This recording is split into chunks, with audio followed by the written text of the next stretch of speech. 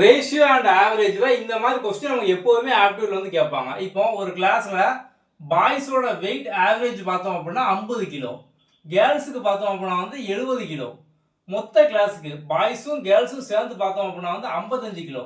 என்ன கேட்டிருக்காங்க அப்படின்னா பாய்ஸ் கேர்ள்ஸ் எவ்வளவு பேர் இருக்காங்க, அவங்களோட ரேஷியோ என்ன, இதான் வந்து கொஸ்டின். ஸோ இந்த மாதிரி கொஸ்டினை பார்த்தோம் அப்படின்னா சிம்பிளா வந்து அலிகேஷன் மிக்சர் அதில் நம்ம வந்து போட்டுடலாம். இப்போ பாய்ஸ் கேர்ள்ஸ் இருக்காங்களா, ஸோ பாய்ஸோட ஆவரேஜ் வெயிட் 50, ஸோ கேர்ள்ஸுக்கு 70, மொத்த கிளாஸ் காமனா இருக்கு, அதை நம்ம வந்து சென்டர் வந்து போடணும். இப்போ அடுத்து பார்த்தோம் அப்படின்னா இதோட டிஃபரன்ஸ் என்னன்னு பார்த்து போடுங்க. ஸோ இங்க 70 அப்படின்னு வந்து கிராஸா பார்த்தோம்னா மைனஸ் பண்ணணும். ஸோ இங்க இருந்து இங்க மைனஸ் பண்ணி நம்ம இங்க வந்து போடணும், இங்க இருந்து இங்க மைனஸ் பண்ணி நம்ம இங்க வந்து போடணும். ஸோ அப்போ 70 மைனஸ் 55 பார்த்தோம் அப்படின்னா வந்து 15. 50க்கும் 55க்குமான வித்தியாசம் பார்த்தீங்க அப்படின்னா வந்து 5. ஸோ இதோட வித்தியாசம் ரெண்டு நம்பருக்கான வித்தியாசம்.